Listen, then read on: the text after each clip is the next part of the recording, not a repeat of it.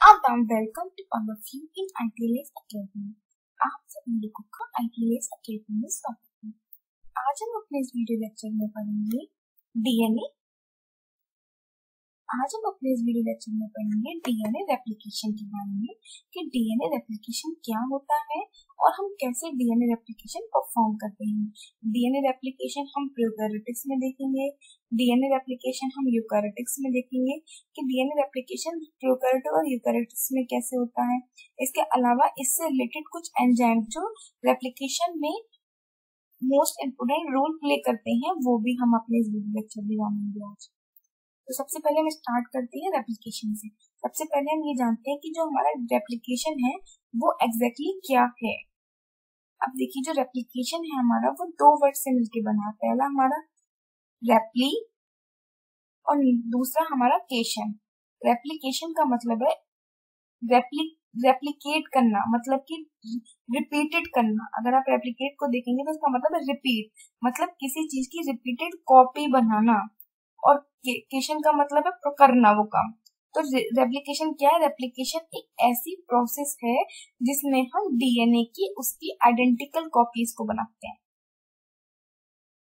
Replication क्या है? Replication एक ऐसी प्रोसेस है जिसमें हम डीएनए की एकदम आइडेंटिकल कॉपी को बनाते हैं with the help of previous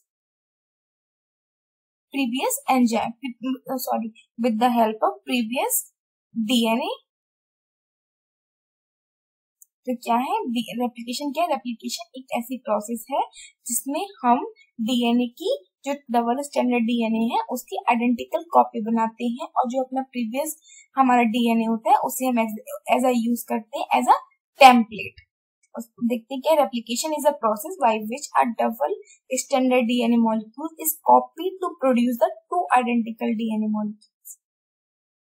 DNA replication क्या है? डीएनए रेप्लिकेशन एक ऐसी प्रोसेस है जिसमें डबल स्टैंडर्ड डीएनए को हम कन्वर्ट करते हैं दो आइडेंटिकल डीएनए मॉलिक्यूल्स में। इसके बाद क्या है नेक्स्ट का टॉपिक है, नेक्स्ट है हमारा DNA replication is one of the most basic process that occurs in a cell.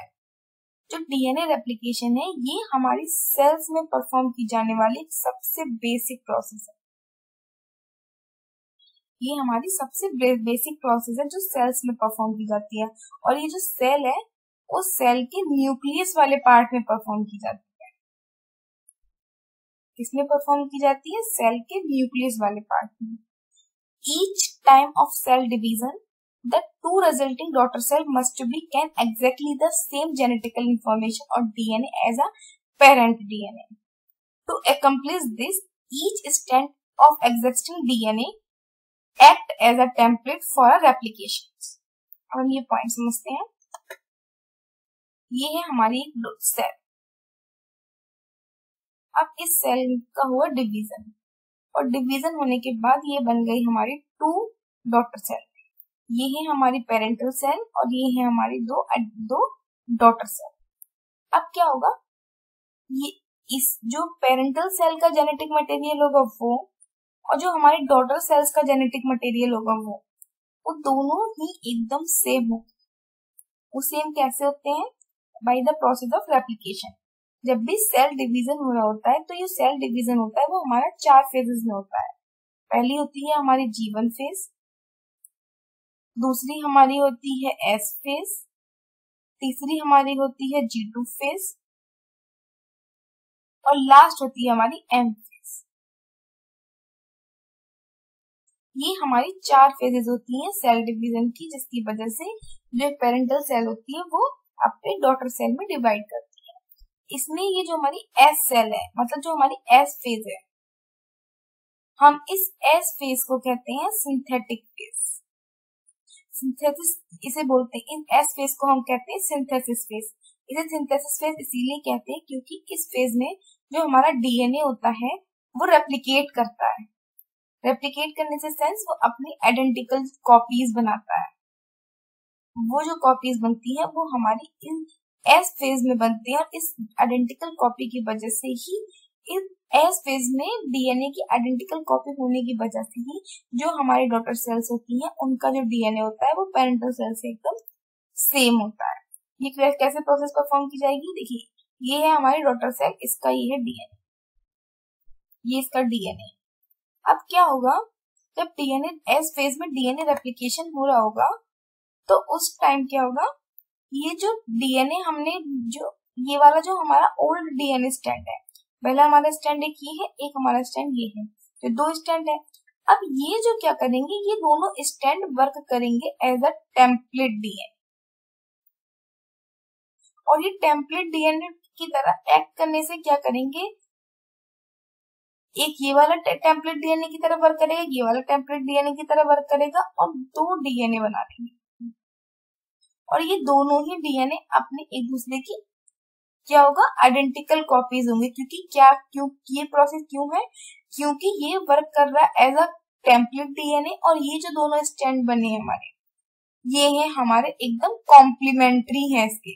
अगर यहाँ ए है तो यहाँ टी है, या जी, अगर यहाँ जी है तो यहाँ सी है। तो ये जो होते हैं, ये दोनों जो न्यू स्टैंड बने होते हैं वो पुराने टेम्पलेट स्टैंड के कॉम्प्लीमेंट्री होते हैं। इसीलिए जो अब हमें जो डीएनए हमें मिलेगा वो हमारा एकदम आइडेंटिकल डीएनए होगा। किसकी तरह, वो होगा हमारा एकदम, जो हमारा पेरेंटल सेल होगा उसके डीएनए का एकदम आइडेंटिकल होगा। अब ये प्रोसेस कैसे पूरी परफॉर्म की जाती है वो हम आगे अपने इस लेक्चर में देखेंगे। तो ऐसे हमारा जो सेल, जो हमारा न्यूक्लियस होता है वो सेल में डिवाइड करता है और दो आइडेंटिकल डीएनए में कन्वर्ट हो जाता है। किसमें, हमारे एस फेज में। फिर एस फेज से फिर एम फेज में जाता है, और एम फेज में ये हमारा जो टेलोमेरेज एनाफेज होती है, एनाफेज में दो डॉटर सेल्स में डिवाइड हो जाता है इक्वल अमाउंट में, और हमारी जो सेल्स होती हैं वो, उसका जो डीएनए होता है वो एकदम आइडेंटिकल हो जाता है अपने पेरेंट्स में। अब नेक्स्ट हम देखते हैं डीएनए रेप्लिकेशन के मॉडल। इसके हमारे तीन मॉडल थे। पहला था हमारा कंजर्वेटिव मॉडल, दूसरा था हमारा डिस्पर्सिव मॉडल, और तीसरा था हमारा सेमी कंजर्वेटिव मॉडल। तो हमारा कंजर्वेटिव मॉडल क्या कहलाता है, DNA molecule remains interactive and entire molecule serve as a template. DNA molecule remain intact entire molecule and serve as a template DNA resulting one complementary old and one complementary is new। Conservative का मतलब ये है कि अगर cell जब divide कर रही होती है तो इसमें जो हमारा सेल डिवाइड होने के बाद जो हमारा रेप्लिकेशन के बाद जो डीएनए बनता है उसमें एक तो होता है हमारा कॉम्प्लीमेंट्री और एक हमारा होता है ओल्ड। नेक्स्ट है हमारा डिस्पर्सिव। डिस्पर्सिव में है DNA molecules breaks into a fragment which serves as a template and then assemble. Each molecules are mixture of old and new। इसमें क्या होता है, इस मॉडल के अकॉर्डिंग जो हमारा डीएनए होता है, जैसे ये हमारा डीएनए, तो इसके पता है क्या हो जाएगा, इसमें ब्रेक डाउन हो जाएगा, और इसमें ब्रेक डाउन होने की वजह से जो जैसे ये ब्रेक डाउन हुआ तो ये अलग टेम्पलेट की तरह एक्ट करेगा, ये अलग टेम्पलेट की तरह एक्ट करेगा, ये वाला पार्ट अलग टेम्पलेट की तरह एक्ट कर देगा। उसके बाद जो हमारे जो नए डीएनए बनेंगे वो पता है इसके मिक्सर्स होंगे, कहीं नया होगा, कहीं पुराना होगा, कहीं नया कहीं पुराना, इस टाइप से होगा। कैसे होगा वो आगे देखेंगे। सेमी कंजर्वेटिव क्या है, DNA separate into a two strand, each serve as a template, each molecule consist one old template and one new strand. इसमें क्या होता है, ये जो दोनों डीएनए हैं इनके जितने दोनों स्टैंड है ये दोनों ही टेम्पलेट की तरह वर्क करते हैं और कॉम्प्लीमेंट्री डीएनए बनाते हैं। जो कंजर्वेटिव था हमारा,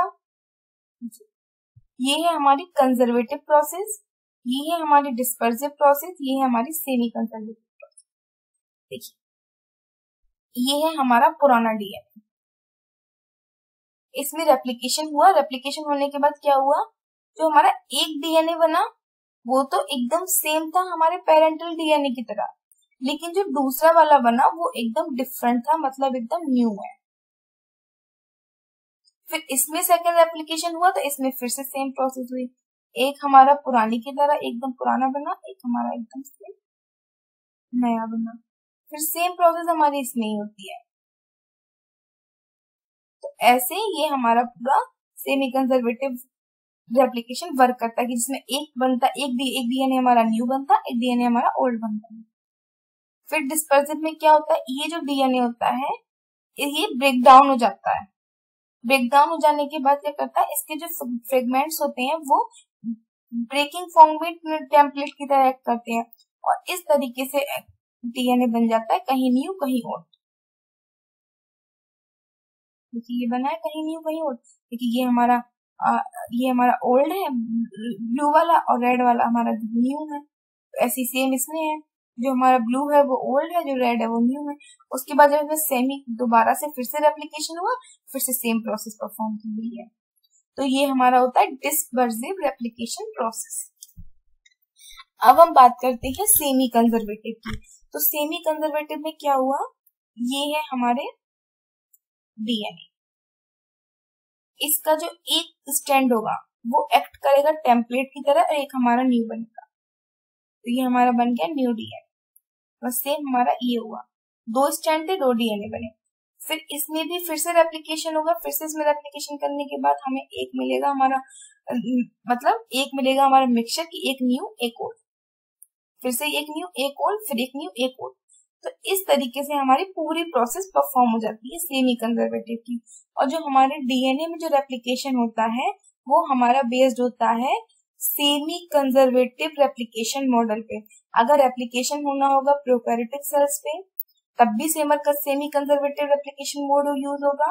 अगर रेप्लिकेशन होगा यूकैरियोटिक्स में तब भी हमारा सेमी कंजर्वेटिव रेप्लिकेशन मोड ही यूज होगा। तो ये हमारे तीन मॉडल हैं किसके, रेप्लिकेशन के। अब हम देखते हैं केमिस्ट्री ऑफ डीएनए सिंथेसिस, कि जब भी हम डीएनए को सिंथेसिस कर रहे होते हैं तो उस टाइम हमें कौन कौन से केमिकल कंपोनेंट्स की रिक्वायरमेंट होती है वो हम देखते हैं। देखिए ये है हमारा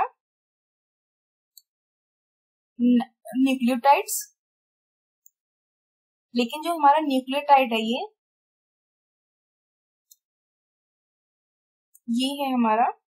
ये हमारा एडेनिन भी हो सकता है, गुआनिन भी हो सकता है, साइटोसिन भी हो सकता है, थाइमिन भी हो सकता है। और इसमें ये 3 फॉस्फेट के ग्रुप ऐड है, ठीक है, इसमें हमारे 5 प्राइम एंड पे। अब क्या होगा, सबसे पहले देखिए यहाँ पे एक 5 प्राइम एंड पे फॉस्फेट प्रेजेंट है, ये हमारा 3 प्राइम एंड, ये ऑनगोइंग है, ये हमारा पुराना एंड है जो हमारा है डबल, मतलब क्या है हमारा डबल स्टैंड। ये हाफ इन्होंने बताया डबल स्टैंडर्ड, हाफ बनाया इन्होंने सिंगल स्टैंड। तो अब जब हमें अपनी जो हमारा डबल स्टैंडर्ड है वो ठीक है, लेकिन जब सिंगल स्टैंडर्ड को डबल स्टैंडर्ड में कन्वर्ट करना होता है तो हमें किस किस चीज की रिक्वायरमेंट होती है। तो सबसे हमें डीएनडीपीस की रिक्वायरमेंट होती है। डीएनडीपीस क्या है हमारी, डाई न्यूक्लियोटाइड ट्राइफॉस्फेट, यानी ये हमारी डीएनडीपीस हो गई। इसके अलावा हमें प्राइमर की रिक्वायरमेंट होती है, ये हमारा प्राइमर हो गया। इसके अलावा हमें डीएनए पॉलीमरेज की रिक्वायरमेंट होगी, जो डीएनए पॉलीमरेज क्या करेगा, डीएनए पॉलीमरेज हमारे डीएनए को सिंथेसिस के लिए हेल्प करेगा। इसके अलावा हमें कुछ कोफैक्टर्स की रिक्वायरमेंट होगी, जैसे मैग्नीशियम हो गया। इसके अलावा हमें बफर्स की रिक्वायरमेंट होती है, जो इसके पीएच को मेंटेन करेंगे और वो हमारे बफर हो जाएंगे। तो ये हमारे कुछ केमिकल्स होते हैं जिनकी हमें रिक्वायरमेंट होती है जब भी हम किसी भी डीएनए को सिंथेसिस कर रहे होते हैं। ये होती है हाइड्रोलिसिस होती है, मतलब डीएनए में कैसे हाइड्रोलिसिस की प्रोसेस होती है वो आपको बताई जा रही है यहाँ पे रिएक्शन के थ्रू। यहाँ पे हमारे जो ये XNTP बताई है ये हमारे डीएनडीपीज है बेसिकली। देखिए ये हमारी डीएनडीपीज थी, ये आके ऐड हुई, ऐड होने के बाद यहाँ पे AMP के मॉलिक्यूल्स होंगे। तो जो डीएनडीपीज और एटीपीज होगी यहाँ पे, डीएनडीपीज एटीपीज आपस में देखिए ये है हमारी न्यू वन डीएनडीपीज, ये है हमारी ओल्ड वन डीएनडीपीज। जब ये दोनों आपस में ऐड होंगी, मतलब ये हमारी ओल्ड वन है n नंबर, ये है हमारी न्यू, जब ये आपस में ऐड होगी तो ये बनेगी, तो हमारी ये फॉर्मेशन बनेगी। ये है हमारी डाई न्यूक्लियोटाइड ट्राइफॉस्फेट और ये है हमारी ट्राई न्यूक्लियोटाइड मोनोफॉस्फेट। यहाँ पे फॉस्फेट के 3 मॉलिक्यूल्स प्रेजेंट है, वहीं यहाँ पे फॉस्फेट का सिर्फ 1 मॉलिक्यूल्स प्रेजेंट है। इसके अलावा जो तुम्हारे 2 मॉलिक्यूल्स होंगे फॉस्फेट के, वो हमारे पायरोफॉस्फेट के रूप में हमारे रिएक्शन से रिलीज हो जाएंगे। देखिए यहाँ पे ये है हमारा डीएनए का पुराना स्टैंड, ओल्ड वन स्टैंड, ये है हमारे न्यू डीएनडीपी जो हमारे जिसमें हमारे देखिए ये 3 फॉस्फेट ग्रुप प्रेजेंट है, यहाँ पे हमारा एक फॉस्फेट ग्रुप प्रेजेंट है, ये आके इस पे अटैक करेगा, यहाँ पे प्रोसेस होगी और देखिए यहाँ पे दो फॉस्फेट ग्रुप रिलीज हो जाएंगे और इन दोनों के बीच में ये यहाँ पे एक फॉस्फेट ग्रुप रह जाएगा, फॉस्फोडाइस्टर बॉन्ड बनेगा और हमारा जो डीएनडीपीज होगा, न्यू डीएनडीपीज ओल्ड वन से हमारी जो ग्रोइंग स्ट्रैंड होगी उससे आके ऐड हो जाएगा। तो ऐसे ये इसकी जो ये प्रोसेस होती है hydrolysis of pyrophosphate in DNA synthesis. इसके बाद जो हमारी जो फॉस्फेट हुई है ये भी हमारे आगे आगे फर्दर बहुत सारी प्रोसेस होती है उसमें अगर यूज कर ली जाती है। फिर हमारी एक चीज ये है कि यहाँ पे ना एटीपी है वो एडीपी में कन्वर्ट हो जाती है। एडीपी हमारी किस में कन्वर्ट हो गई, एटीपी में कन्वर्ट हुई, तो वहां पे एडीपी को फिर से एडीपी में कन्वर्ट करने के लिए ये हमारी कन्वर्ट हो गई एडीपी में। जो हमारी एडीपी है वो एडीपी में कन्वर्ट हो जाएगी, मतलब एडेनिन ट्राइफॉस्फेट एडेनिन डाइफॉस्फेट में कन्वर्ट हो जाएगा। तो यहाँ से जो फॉस्फेट के ग्रुप रिलीज होते हैं इनका ब्रेक डाउन होता है, ये सिंगल में कन्वर्ट हो जाते हैं मतलब, और फिर ये एक फॉस्फेट ग्रुप जाके इस डीएनडीपी पे ऐड हो जाएगा और ये फिर से जो एटीपी होगी वो एटीपी में कन्वर्ट हो जाएगी, फिर से हमारा एडेनिन डाइफॉस्फेट एडेनिन ट्राइफॉस्फेट में कन्वर्ट हो जाएगा। तो ये होता है हमारा hydrolysis of pyrophosphate during the DNA synthesis. अब हम देखते हैं कि जो हमारा डीएनए होता है, मतलब जो हमारा डीएनए पॉलीमरेज होता है वो कैसे एक्ट करता है और कैसे बॉन्ड की फॉर्मेशन होती है। तो देखिए वही सेम है, यहाँ पे हमारा डीएनए आएगा, ये हमारा न्यू वन स्टैंड है, ये हमारी न्यू एटीपी है, ये हमारी ओल्ड ग्रोइंग चेन की एटीपी है, यहाँ पे फिर से ये फॉस्फेट ग्रुप आकर यहाँ पे न्यूट्रोफिलिक एक्टिविटी यहाँ पे इसमें अट्रैक्शन, यहाँ पे ये रिएक्शंस होगी, हमारा इधर तो पायरोफॉस्फेट लिंकेज होगी और यहाँ पे जो हमारे न्यूक्लियोटाइड्स है, हमारे नाइट्रोजनस बेस है, वहां पे हाइड्रोजन जो बॉन्ड होगा उसका फॉर्मेशन हो जाएगी।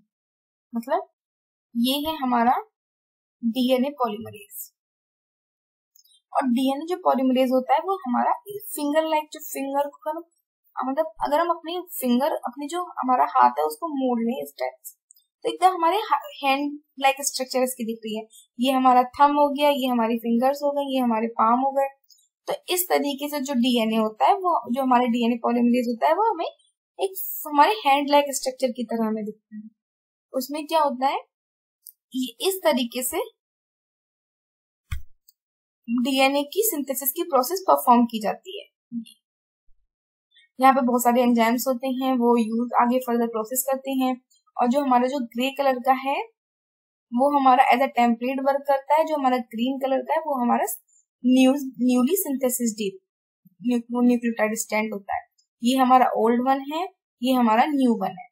इसमें फर्दर सेम प्रोसेस होती है, न्यूक्लियोटाइड्स आके ऐड होते हैं, फॉस्फोडाइस्टर लिंकेज बनाते हैं। इसके अलावा नाइट्रोजनस बेस आपस में बेस पेयरिंग करते हैं with the help of hydrogen bond. तो ऐसे हमारा पूरा डीएनए सिंथेसिस होता है। अब देखते हैं कि ड्यूरिंग जब डीएनए को हम सिंथेसाइज कर रहे होते हैं तो उस दौरान कुछ एंजाइम्स की हमें रिक्वायरमेंट होती है। अब हम देखते हैं कि जब हम डीएनए को सिंथेसिस कर रहे होते हैं तो वहां उस टाइम कुछ हमें एंजाइम्स की रिक्वायरमेंट होती है। वो एंजाइम्स कौन कौन से हैं? तो इसमें हमारा सबसे पहला जो एंजाइम है वो है DNA polymerase, DNA helicase. DNA helicase क्या करता है, ब्रेक डाउन करता है हाइड्रोजन बॉन्ड्स का between the two strand and move 5 prime to 3 prime.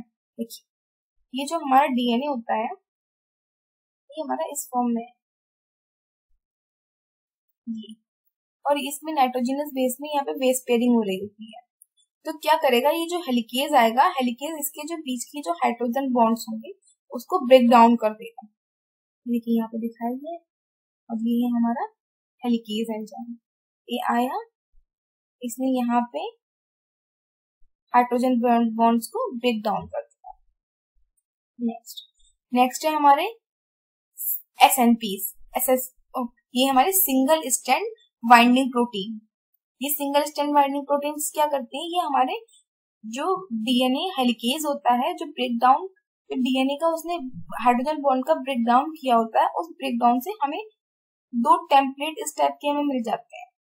तो इनमें दोबारा से रीएनेलिंग की प्रोसेस ना हो, इसीलिए ये क्या करते हैं, ये जो नाइट्रोजनस बेस होते हैं उस पर जाके बाइंड कर देते हैं और ये प्रिवेंट करते हैं रीएनेलिंग को। इसके अलावा नेक्स्ट है हमारा डीएनए गाइरेज।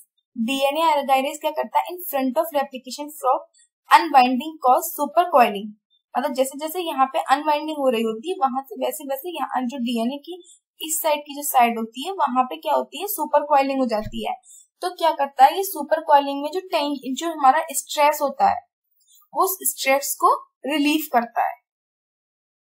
आप इसको ऐसे समझिए कि अगर आपने कोई रोप ली है, रोप को आपने एक कोई भी सपोर्ट है उससे कनेक्ट कर दिया, उसके बाद फिर आप उसमें ट्विस्ट लगाते जा रहे हैं, तो क्या होगा, उसमें स्ट्रेस जनरेट हो जाएगा। तो जैसे जैसे उसमें स्ट्रेस जनरेट होता है वैसे डीएनए में भी होता है। तो जो स्ट्रेस होता है उसे रिलीज करने के लिए यहाँ पे हम डीएनए गाइरेज का यूज करते हैं। ये है हमारा डीएनए गाइरेज। ये क्या करता है, ये एक टाइप का टोपोआइसोमरेज है। ये क्या है, ये एक टाइप का टोपोआइसोमरेज है। नेक्स्ट हम देखते हैं नेक्स्ट है हमारे प्राइमर्स। जब भी हम डीएनए की सिंथेसिस कर रहे होते हैं तो हमें सबसे पहले प्राइमर की, तो इसके अलावा हमें प्राइमर्स की रिक्वायरमेंट्स भी होती है। जो प्राइमर्स होते हैं पॉलीमरेज आके ऐड नहीं करता है, इसके लिए हमें प्राइमेज एंजाइम्स की रिक्वायरमेंट होती है। और ये जो होता है ये मोस्टली आरएनए प्राइमेज होता है, क्योंकि यहाँ पे जो डीएनए होता है जिसमें हमें रेप्लिकेट करना होता है वहां पे हमें आरएनए के सीक्वेंस आके ऐड करता है। वहां पे जो हमारे आरएनए होते हैं वो आरएनए के सीक्वेंस आके ऐड होते हैं। तो ये हमारे होते हैं प्राइमर और प्राइमेज एंजाइम। अब हम देखते हैं प्रोकैरियोटिक्स का रिप्रोडक्शन का रेप्लिकेशन की। जो प्रोकैरियोटिक सेल्स होती हैं उसमें डीएनए कैसे रेप्लिकेट करता है। तो इसमें हमें डीएनए ए, डीएनए बी, डीएनए सी, एसएसबीपीएस, डीएनए गाइरेज, डीएनए पॉलीमरेज और आरएनए प्राइमेज, ये हमारे एंजाइम्स होते हैं जिनकी हमें रिक्वायरमेंट होती है ड्यूरिंग द डीएनए रेप्लिकेशन। अब हम देखते हैं कि डीएनए ए कैसे एक्ट करता है, डीएनए बी कैसे एक्ट करता है, डीएनए सी कैसे एक्ट करता है।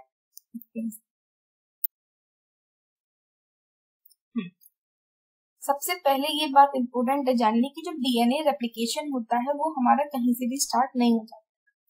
डीएनए रेप्लिकेशन हमेशा ओराई से स्टार्ट होता है, जिसे हम कहते हैं ओरिजिन ऑफ रेप्लिकेशन, कि वो डीएनए का वो सीक्वेंस जहाँ पे ओरिजिन ऑफ रेप्लिकेशन प्रेजेंट होगा, जो हमारा डीएनए होगा वहीं से उसका रेप्लिकेशन स्टार्ट होगा। और जब हम प्रोकैरियोटिक की बात कर रहे हैं तो प्रोकैरियोटिक की सेल में जो उनका डीएनए होता है वो सर्कुलर होता है, और सर्कुलर डीएनए की वजह से सिर्फ एक ही ओआरआई प्रेजेंट होता है। तो देखिए, और जो हमारा ओआरआई होता है वो एटी रिच होता है। एटी रिच इसीलिए होता है क्योंकि यहाँ पे हम उसमें जो हाइड्रोजन बॉन्ड होता है उसे इसीलिए ब्रेक डाउन करते हैं। देखिए, ये है हमारे ओआरआई, मतलब ओरिजिन ऑफ रेप्लिकेशन। इसमें ये है जो आपको डार्क फॉर्म में दिखाई गई, ये है इसकी 9 मर यूनिट्स, और ये जो आपको येलो कलर्स में दिखाई गई है 13 मर यूनिट्स। अब इसमें क्या हुआ,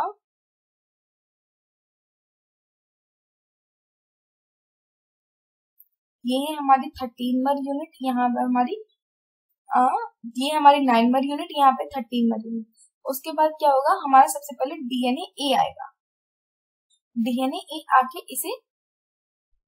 इसके साथ ऐसे बाइंड हो जाएगा और एक इनिशिएशन कॉम्प्लेक्स बनाएगा। फिर क्या होगा, फिर हमारी एटीपी की हमें रिक्वायरमेंट होगी, यहाँ के जो बॉन्ड्स होंगे वो ब्रेक डाउन होंगे, मतलब फिर हमारा जो डीएनए होगा ये यहाँ पे जो डीएनए ए है, जो हमारा डीएनए ए आके बाइंड किया, वो क्या करेगा, यहाँ पे इस कॉम्प्लेक्स को ओपन करेगा, इसके कुछ हाइड्रोजन बॉन्ड को ब्रेक डाउन करेगा। फिर क्या होगा, हमारे डीएनए सी और डीएनए बी, और डीएनए बी क्या है, हमारा हेलिकेज है।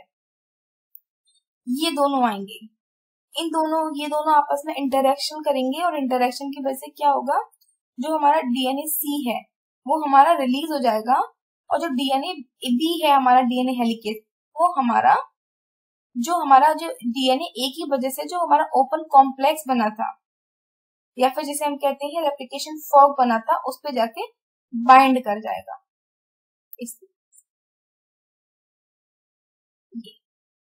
ये हमारे डीएनए ए आके बाइंड करेगी, डीएनए बी आके बाइंड करेगी। ये हमारा हेलिकेज एंजाइम है, इसीलिए क्या करेगा, जितने भी हाइड्रोजन बॉन्ड्स हैं उसको ब्रेक डाउन करेगा। तो ऐसे जो हमारा डीएनए होता है उसमें इनिशिएशन स्टार्ट होता है। सबसे पहले क्या हुआ, 9 और 13 यूनिट्स थी, डीएनए ए आया, उसने 9 13 यूनिट्स को रिकॉग्नाइज किया, खुद जाके उस पर बाइंड करके एक फोल्ड लाइक स्ट्रक्चर बना लिया जिसे हमने इनिशिएशन कॉम्प्लेक्स कहा। फिर एटीपी की रिक्वायरमेंट हुई, इसने एक ओपन कॉम्प्लेक्स बनाया। फिर नेक्स्ट हमारा डीएनए सी और डीएनए बी आया, फिर डीएनए बी और डीएनए सी में इंटरेक्शन हुआ और डीएनए सी हमारा रिलीज हो गया और डीएनए बी हमारा डीएनए से बाइंड कर गया और ये अगर हमारी आगे डीएनए की जो रेप्लिकेशन फॉर्क है रेप्लिकेशन को परफॉर्म करने में हेल्प करेगा हमारी। और जो डीएनए बी है वो हमारा एक हेलिकेज एंजाइम है। नेक्स्ट हम देखते हैं अब क्या हुआ, देखिए हमारा डीएनए हेलिकेज यहाँ पे आके बाइंड कर गया।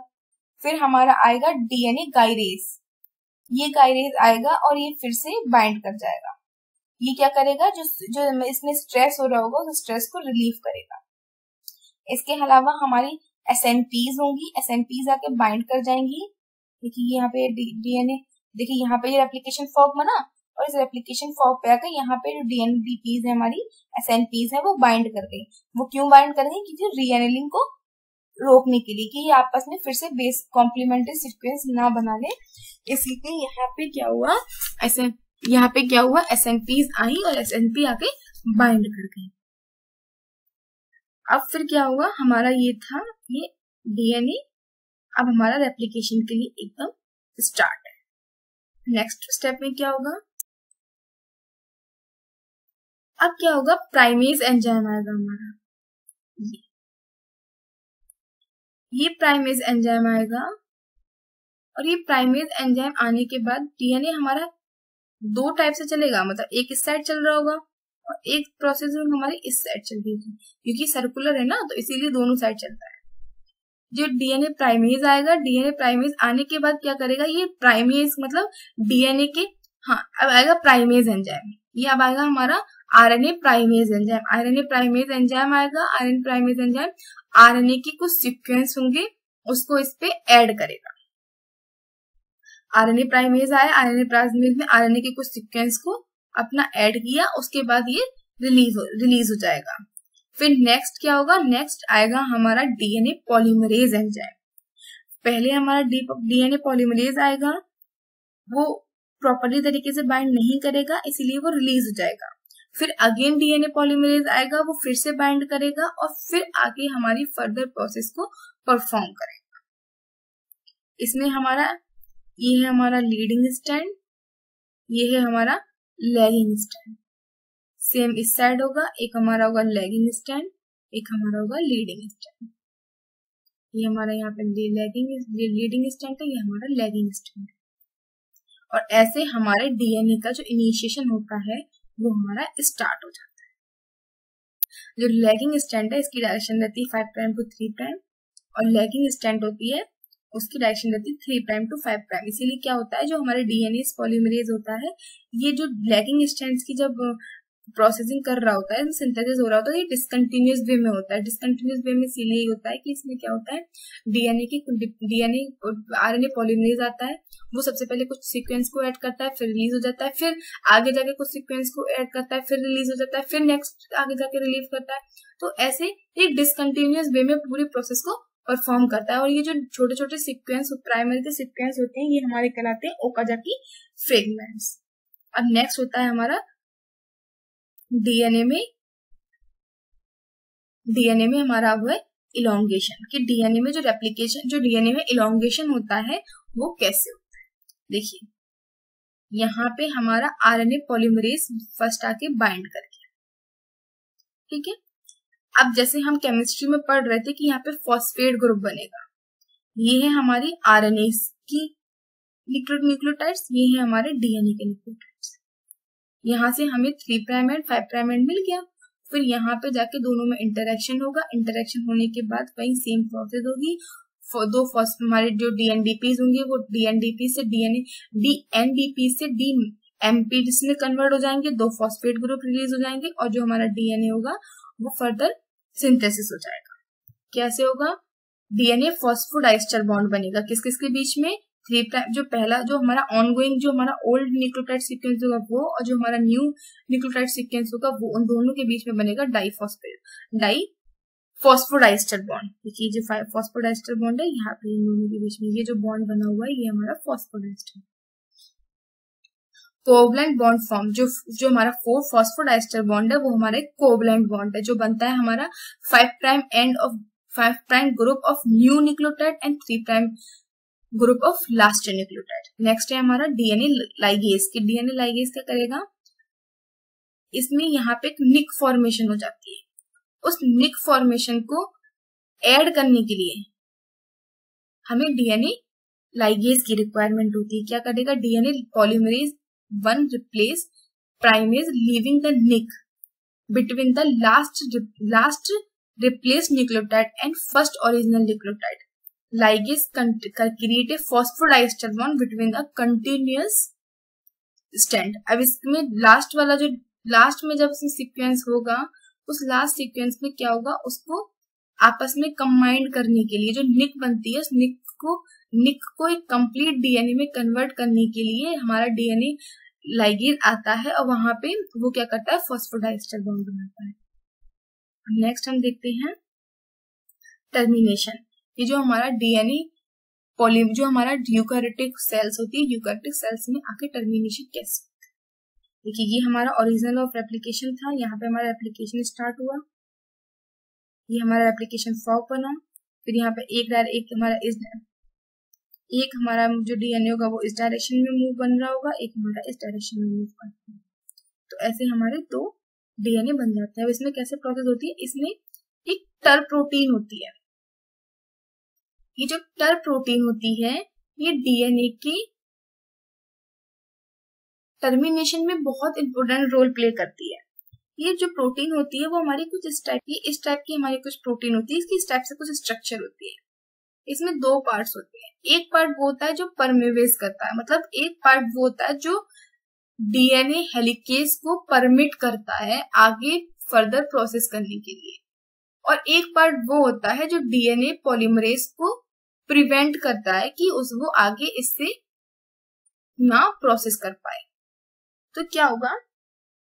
यहाँ पे हमारा वही जो टर प्रोटीन है वो प्रेजेंट है, और इस टर प्रोटीन ने क्या किया? एक टाइप से डीएनए हेलिकेज को आगे फर्दर प्रोसेस करने दिया और एक को चेकआउट कर दिया। इन दोनों की वजह से क्या होगा? तो दोनों डीएनए के स्ट्रैंड्स होंगे आपस में वो सेपरेट हो जाएंगे और एक निक बन जाएगी हमारी, पहले डीएनए में दूसरे में। तो क्या होगा? फिर उस निक को हम डीएनए जो हमारा लाइगेज होगा उससे लाइगेट करा देंगे और हमारे पूरा न्यूक्लियोटाइड सीक्वेंस हमारा बन। ये हमारा इसका ओरिजिनल ओआरआई है, ये हमारा इसका ओआरआई है, ये इन दोनों की टर प्रोटीन है।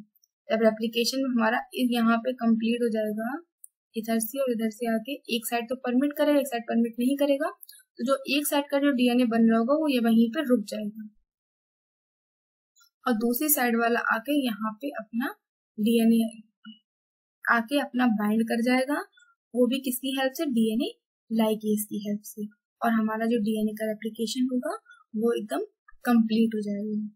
तो ये हमारी होती है टर्मिनेशन प्रोसेस किसकी? डीएनए प्रोकैरियोटिक डीएनए की। प्रोकैरियोटिक डीएनए में जब हमें टर्मिनेशन करना होता है तो वहां पे किसकी रिक्वायरमेंट होती है? हमें टस प्रोटीन की। तो ऐसे हमारा यूकैरियोटिक का जो ट्रांसक्रिप्शन की प्रोसेस होती है वो पूरी कंप्लीट हो जाती है। नेक्स्ट हम देखते हैं कि यूकैरियोटिक्स में अगर ट्रांसक्रिप्शन होता है तो कैसे होता है और कौन कौन से स्टेप्स इन्वॉल्व होते हैं। तो इसमें सबसे पहले बनता है ARS, इसे कहते हैं रिकॉग्निशन साइट। उसके बाद यहाँ पे होता है ARS। उसके बाद बनता है इसमें प्री इनिशिएशन कॉम्प्लेक्स।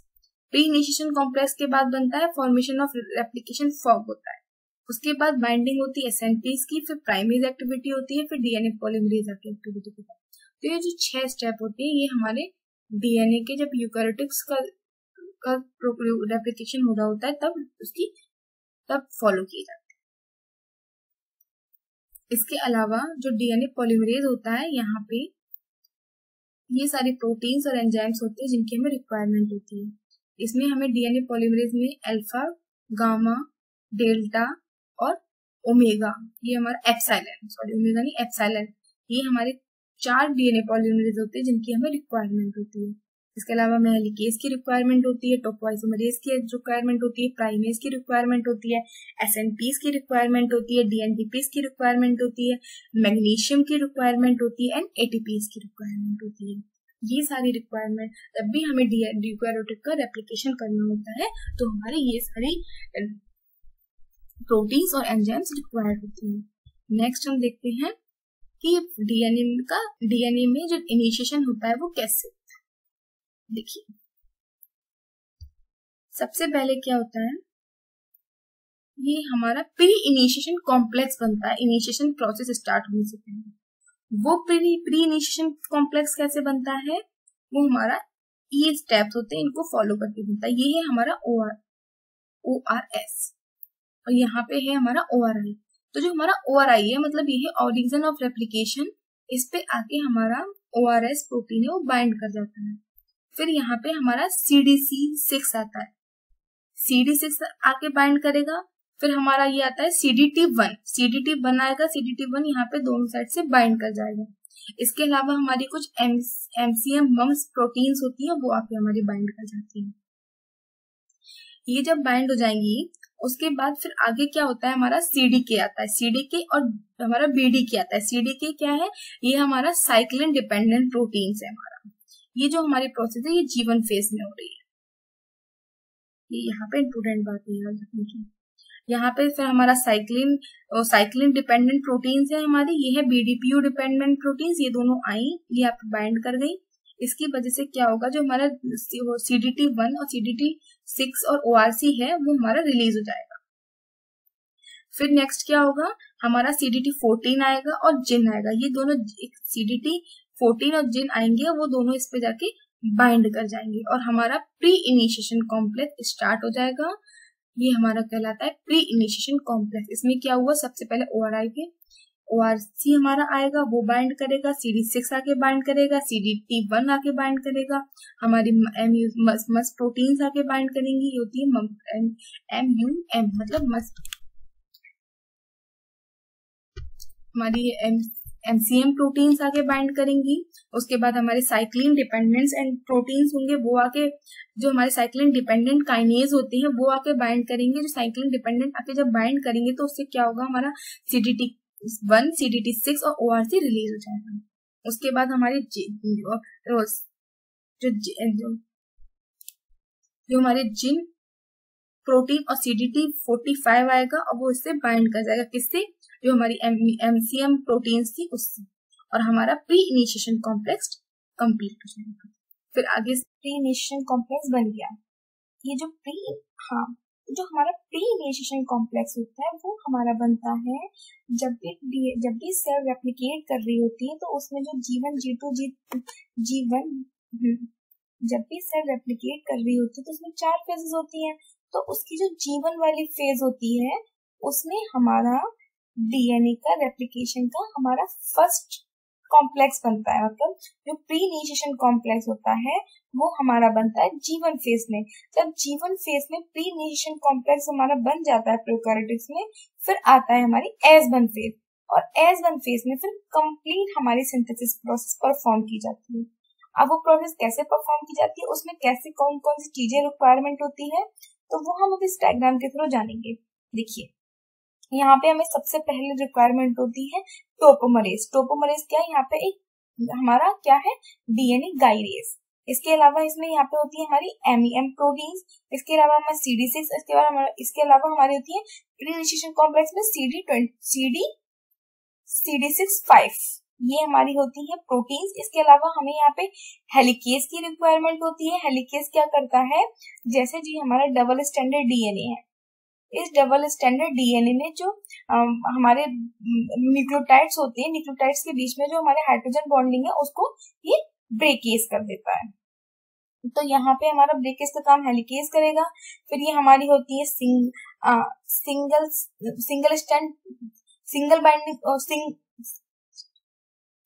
फिर होती है हमारी सिंगल स्टैंडर्ड बाइंडिंग प्रोटीन। ये सिंगल स्टैंडर्ड बाइंडिंग प्रोटीन्स क्या करती हैं, ये फिर से सेम प्रोसेस जो हमारी प्रोकैरियोटिक्स में कर रही थी वही सेम हमारे यूकैरियोटिक्स में भी करती हैं। ये बेस पेयर्स पे आके बाइंड कर जाती हैं और ये रीएनेलिंग को प्रिवेंट करती है। इसके अलावा यहाँ पे फिर ये हमारे फिर हमारे सबसे पहले फिर यहाँ पे सेम हमारा प्राइमेज आएगा।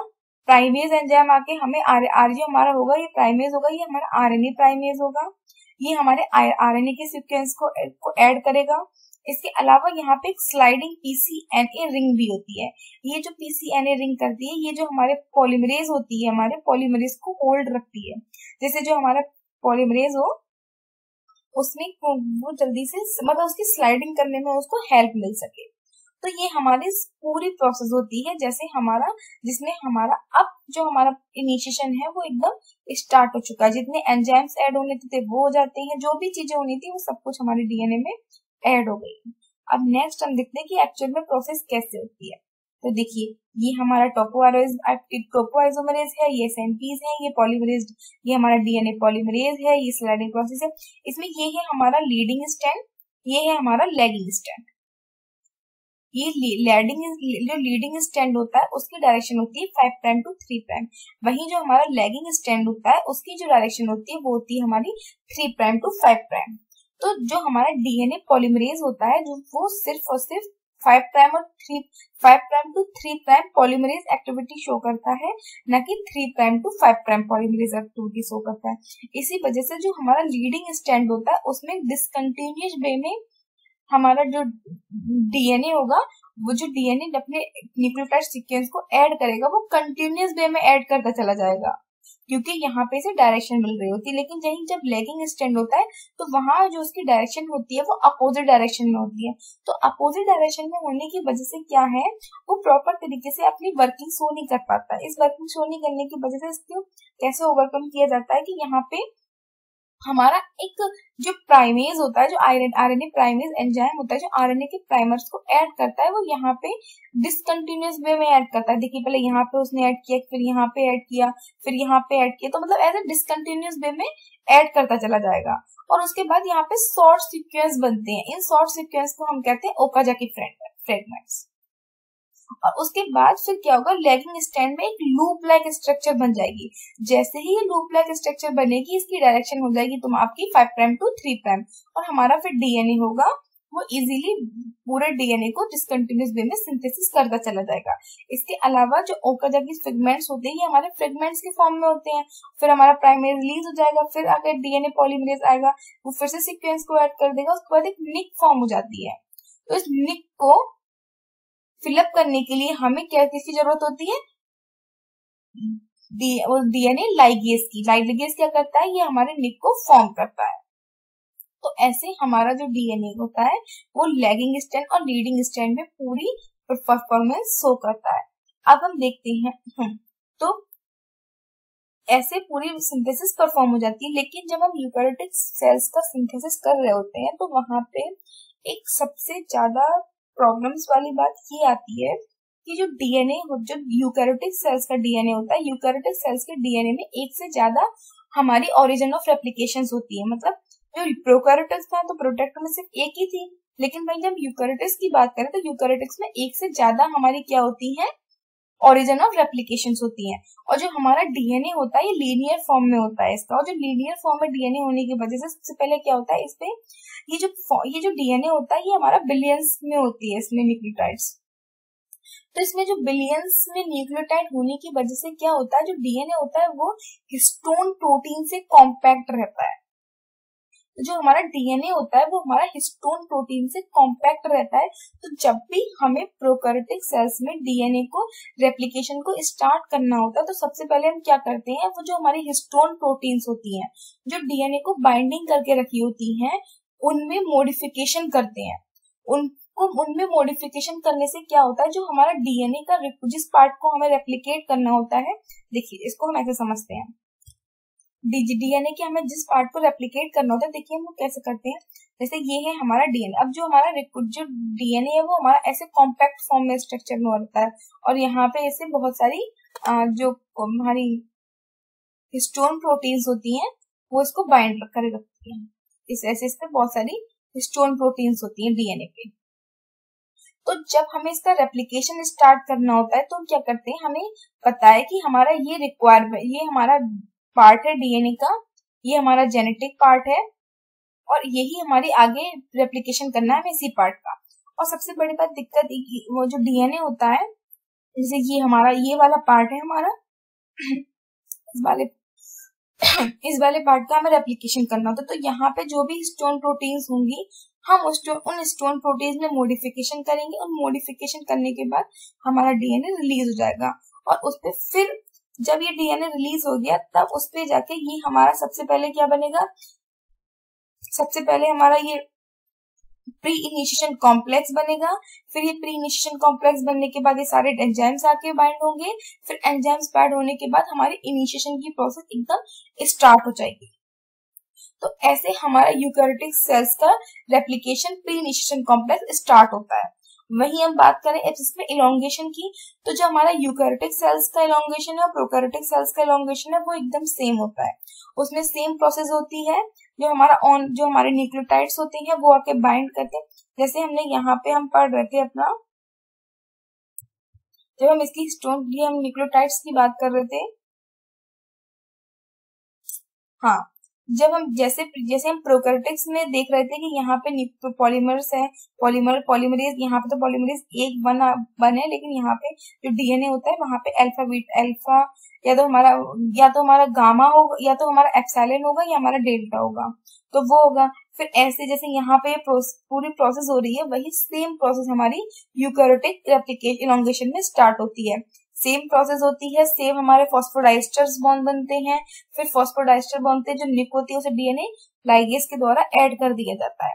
तो ऐसे सेम हमारी प्रोसेस डीएनए जब हम यूकैरियोटिक सेल्स में इलोंगेशन कर रहे होते हैं तो वहां होती है। ये हमारा था लैगिंग स्ट्रैंड, इसमें इलोंगेशन होता है सेम। फिर ये हमारा होता है लैगिंग स्ट्रैंड, इसमें हमारा इलोंगेशन होता है। ये यहाँ से लूप लाइक स्ट्रक्चर में कन्वर्ट हो जाएगा। ये इसके ओकाजाकी फ्रेगमेंट्स हो जाएंगे। इन ओकाजाकी फ्रेगमेंट्स में निक होती है, उस निक को फिल करने के लिए हमें डीएनए लाइगेज की रिक्वायरमेंट होगी और उसके बाद हमारा पूरा जो डीएनए होगा वो रेप्लिकेट हो जाएगा। और ये रेप्लिकेट तक कहाँ तक होगा, इलोंगेशन हो जाएगा इसका या इसका रेप्लिकेट हो जाएगा, ये हो जाएगा हमारे टर्मिनेशन साइट तक। कि ये जो डीएनए है ये तब तक इलोंगेट करेगा जब तक इसके टर्मिनेशन पॉइंट नहीं आ जाता है। जब इसका टर्मिनेशन पॉइंट आ जाएगा तो इसका डीएनए पॉलीमरेज का जो रेप्लिकेशन प्रोसेस है वो स्टॉप हो जाएगी। अब हम देखते हैं कि इसकी जो प्रोसेस होती है वो कैसे स्टॉप होती है। तो जो डीएनए जो हमारा जो यूकैरियोटिक सेल्स का जो डीएनए होता है उसका टर्मिनेशन प्रोसेस होती है वो, और जो हमारी प्रोकैरियोटिक सेल्स में टर्मिनेशन प्रोसेस होती है वो एकदम डिफरेंट होती है। वो डिफरेंट इसीलिए होती है कि जो हमारा प्रोकैरियोटिक्स का डीएनए होता है वो होता है हमारा लीनियर फॉर्म में, नहीं, जो हमारे प्रोकैरियोटिक सेल्स का डीएनए होता है वो हमारा होता है सर्कुलर फॉर्म में। वहीं जो हमारा यूकैरियोटिक सेल्स का डीएनए होता है वो होता है हमारा लीनियर फॉर्म में। ये हमारा होता है सर्कुलर फॉर्म में, ये हमारा होता है लीनियर फॉर्म में। जब भी हम यूकैरियोटिक्स की बात करते हैं तो फिर क्या होता है, लीनियर फॉर्म में होने की वजह से क्या होगा, हमारा ये है रिक्वायर्ड जीन, हमने इस जीन का इंफॉर्मेशन रखी है। अब क्या होगा, इस जो डीएनए हमने रेप्लिकेट किया उसमें जो कुछ सीक्वेंस हमारे ऐड होंगे, वो सीक्वेंस हमारे किसके होंगे, आरएनए के, और उन सीक्वेंस की हमें कोई रिक्वायरमेंट नहीं होती है। तो उन सीक्वेंस को कट करने के लिए हमें न्यूक्लियस की रिक्वायरमेंट होती है। लेकिन प्रॉब्लम ये आती है, अगर न्यूक्लियस आके इसे कट करेगा तो ये हमें चांसेस रहते हैं कि जो हमारी इंफॉर्मेशन जो हमारी एक्चुअल में जो हमारी इंफॉर्मेशन थी वो कहीं कट ना हो जाए। तो इस प्रॉब्लम को ओवरकम करने के लिए जो टर्मिनेशन प्रोसेस होती है यहाँ पे जो यूज किया जाता है वहां इस प्रॉब्लम को ओवरकम करने के लिए जो प्रोकैरियोटिक सेल्स का सिस्टम होता है वहां पे हम यूज करते हैं एक एंजाइम। वो एंजाइम है हमारा टीलोमरेज एंजाइम। ये टीलोमरेज एंजाइम क्या करता है? ये टीलोमरेज एंजाइम जो हमारा टीलोमरेज एंजाइम होता है वो हमारे जो आरएनए के कॉम्प्लीमेंट्री सीक्वेंस को बाइंड करता है। ये क्या करेगा? सबसे पहले आएगा, ये हमारे 2, 3, 4 सीक्वेंस लेगा, उस पर जाके बाइंड कर जाएगा।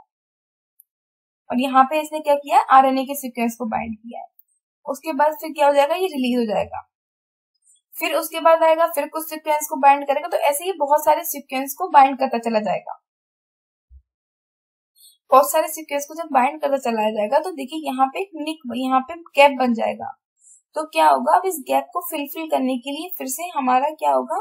डीएनए पॉलीमरेज आएगा और डीएनए पॉलीमरेज इसको पूरा इस यहाँ पे कॉम्प्लीमेंट्री सीक्वेंस को ऐड कर देगा और हमारी ये पूरी इंफॉर्मेशन सेफ हो जाएगी और हमारा जो रिक्वायर्ड डीएनए था वो पूरा हमें सेफ मिल जाएगा। और जो हमारे लास्ट में अब हम यहाँ पे जो हमारे सीक्वेंस है, अब ये जो सीक्वेंस है वो है हमारे आरएनए के सीक्वेंस, और जो हमारे डीएनए के रिक्वायर्ड सीक्वेंस थे वो हमारे ये मिल गए।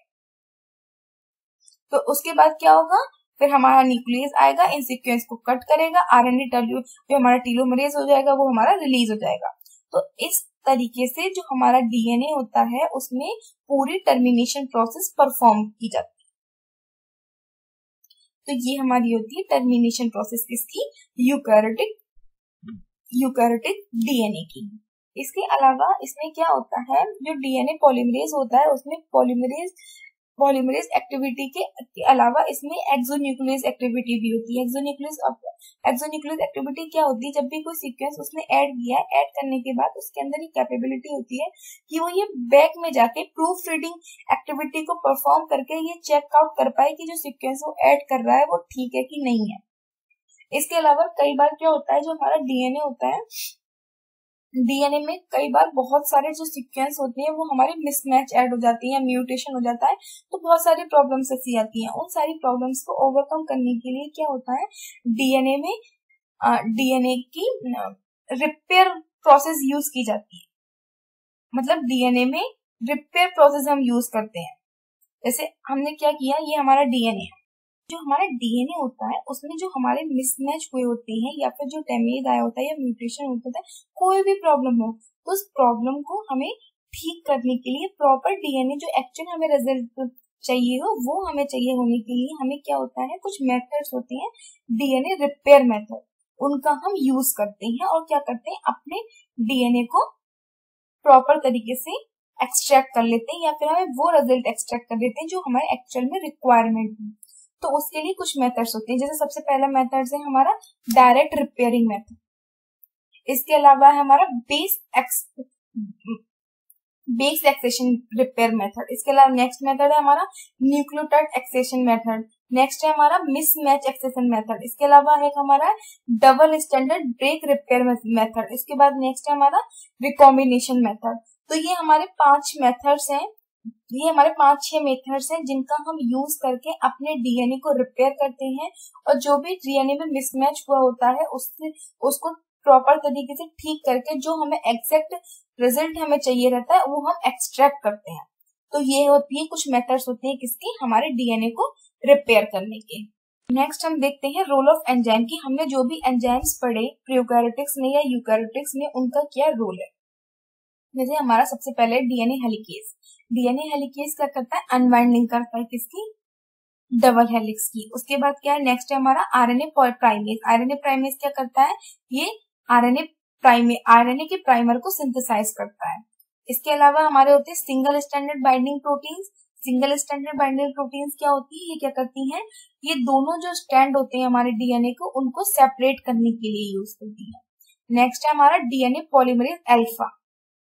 ये क्या करता है? ये ऐड करता है आरएनए प्राइमेज ड्यूरिंग इनिशिएशन।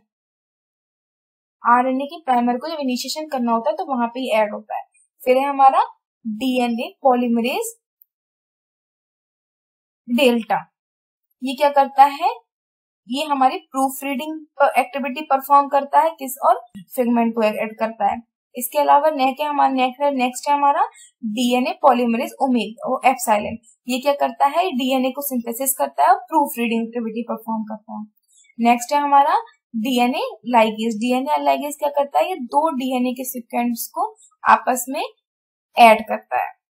तो ये हमारे कुछ मोस्ट इंपोर्टेंट एंजाइम्स हैं जिनका हम यूज करते हैं during the replication system of eukaryotics.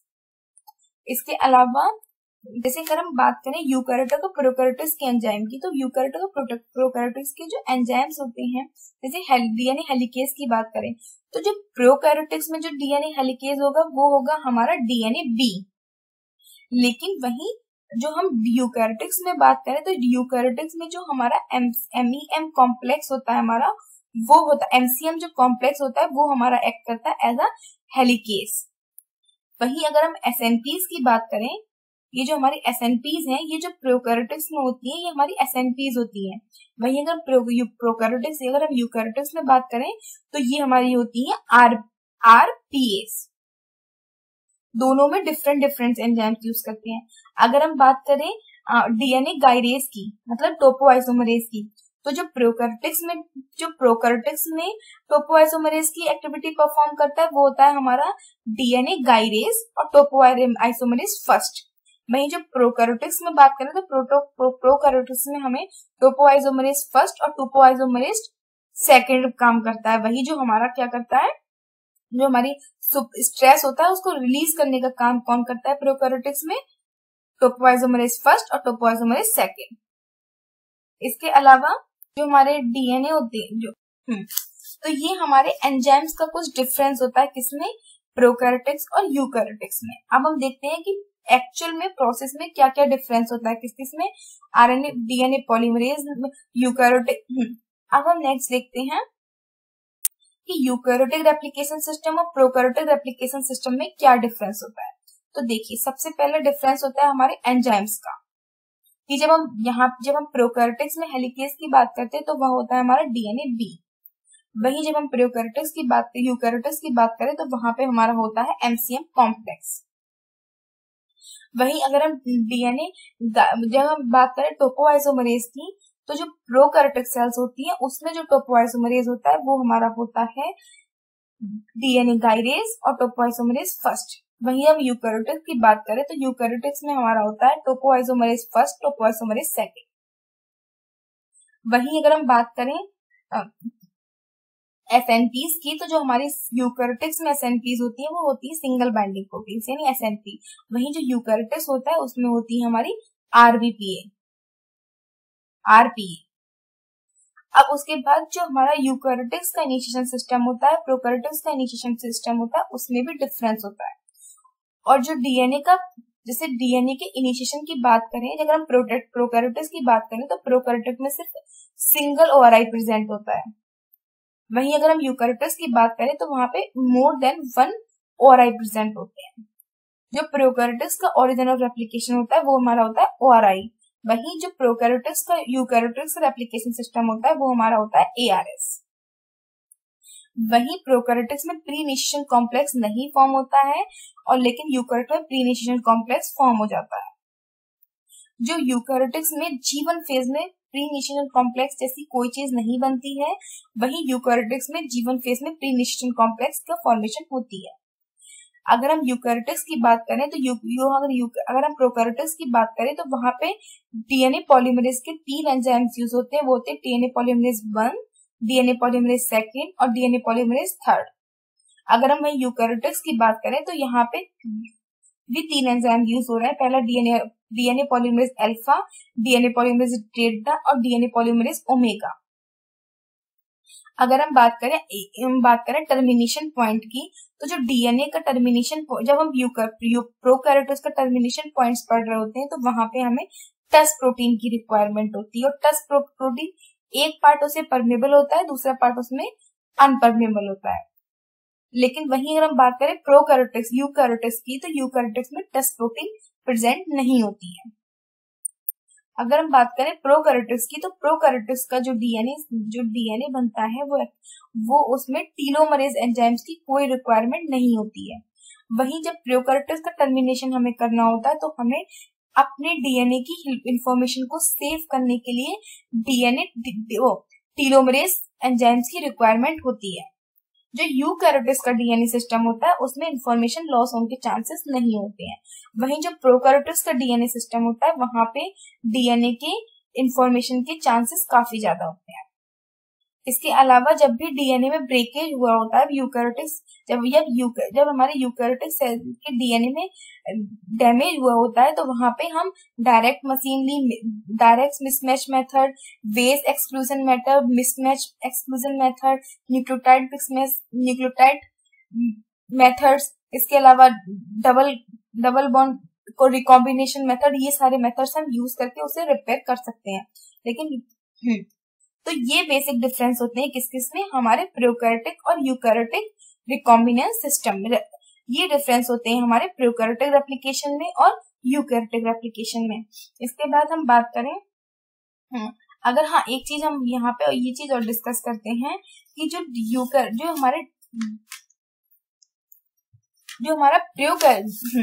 हमारा प्रोकैरियोटिक्स है, वहां पे जो हमारे डीएनए पॉलीमरेज है उसके 3 एंजाइम्स यूज होते हैं, DNA polymerase first, DNA polymerase second और डीएनए पॉलीमरेज थर्ड। तो जो हमारा डीएनए पॉलीमरेज थर्ड, तो ये हमारा बन गया डीएनए पॉलीमरेज थर्ड। तो जो हमारा डीएनए पॉलीमरेज फर्स्ट होता है वो क्या करता है, वो 5 prime to 3 prime polymerase activity show करता है, 3 prime to 5 prime exonuclease activity show करता है। वही जो हमारा डीएनए पॉलीमरेज सेकंड होता है उसमें 5 प्राइम अब हम देखते हैं कि जो हमारे डीएनए पॉलीमरेज है फर्स्ट सेकंड थर्ड, तो उसमें एक्सोन्यूक्लियस एक्टिविटी किस किस में प्रेजेंट होती है, किस किस में प्रेजेंट नहीं होती है। तो जो हमारा डीएनए पॉलीमरेज फर्स्ट होता है उसमें 5 प्राइम टू 3 प्राइम और 3 प्राइम टू 5 प्राइम दोनों ही टाइम में एक्सोन्यूक्लियस एक्टिविटी प्रेजेंट होती है। वहीं जो हमारा डीएनए पॉलीमरेज सेकंड है उसमें सिर्फ 3 prime to 5 prime exonuclease activity present होती है हमारी, और 5 prime to 3 prime activity present नहीं होती है। वहीं अगर टॉप डीएनए पॉलीमरेज थर्ड की बात करें तो इसमें भी हमारी 3 प्राइम टू 5 प्राइम ही एक्सोन्यूक्लियस एक्टिविटी होती है, 5 प्राइम टू 3 प्राइम नहीं होती है, और ये तीनों ही एंजाइम पॉलीमरेज की एक्टिविटी शो करते हैं। अगर हम वही बात करें अपने यूकैरियोटिक सिस्टम की, तो ये जो यूकैरियोटिक्स के एंजाइम्स होते हैं उसमें जो हमारा डीएनए पॉलीमरेज एप्सिलॉन होता है और डीएनए पॉलीमरेज डेल्टा हमारा होता है, उन डेल्टा में और एप्सिलॉन में हमारी 3 prime to 5 prime activity exonuclease activity present होती है, उसके अलावा किसी में प्रेजेंट नहीं होती है। तो ये बेसिक डिफरेंस होते हैं किसमें, हमारे डीएनए पॉलीमरेज जो यूकैरियोटिक्स में डीएनए पॉलीमरेज होते हैं उसमें, और प्रोकैरियोटिक्स में जो पॉलीमरेज होते हैं उसमें। इसके अलावा एक चीज और होती है, जब भी हम यूकैरियोटिक्स में जब हम यूकैरियोटिक्स के इलोंगेशन की बात करते हैं तो वहां पे हमें एक हेक्सोन्यूक्लियस एंजाइम की रिक्वायरमेंट होती है। तो वो जो हेक्सोन्यूक्लियस एंजाइम होता है वो हमारा होता है FAN1। हाँ, जब भी हम यूकैरियोटिक्स के एक मोस्ट इम्पोर्टेंट पॉइंट ये भी है कि जब ये लैगिंग स्ट्रैंड बन रहा होता है तो इस लैगिंग स्ट्रैंड में ब्रेक डाउन करने के लिए हमें एंडोन्यूक्लियस की रिक्वायरमेंट होती है। तो वो जो हमारा एंडोन्यूक्लियस यहाँ पे होता है वो होता है हमारी FAN1 प्रोटीन। तो ये जो FAN1 प्रोटीन्स होती है ये क्या करती है, जो आरएनए के सीक्वेंस होते हैं उनको ब्रेक डाउन करती है। जब वो ब्रेक डाउन करती है फिर पॉलीमरेज अल्फा आता है, यहाँ पे सीक्वेंस को ऐड करता है, डीएनए लाइगेज आता है, वो निक को कंप्लीट कर देते हैं और हमारा पूरा जो लैगिंग स्ट्रैंड होती है उसकी फॉर्मेशन। तो हमने अपने इस वीडियो लेक्चर में जाना कि डीएनए रेप्लिकेशन क्या होता है, प्रोकैरियोटिक्स में डीएनए रेप्लिकेशन क्या होता है, कैसे कैसे उसके स्टेप परफॉर्म किए जाते हैं।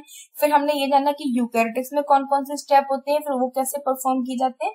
तो हमने और उसके बाद फिर हमने ये देखा कि यूकैरियोटिक और प्रोकैरियोटिक के रेप्लिकेशन सिस्टम में क्या होता है, और फिर हमने देखा कि जो डीएनए पॉलीमरेज है उनकी हेक्सोन्यूक्लियस एक्टिविटीज में क्या क्या डिफरेंस होता है। Please follow ITLS Academy on Instagram, Facebook, Twitter, YouTube, WhatsApp, LinkedIn, and also get it on Google Play Store. Thank you so much for watching my video. Please like, share and subscribe ITLS Academy. Thank you.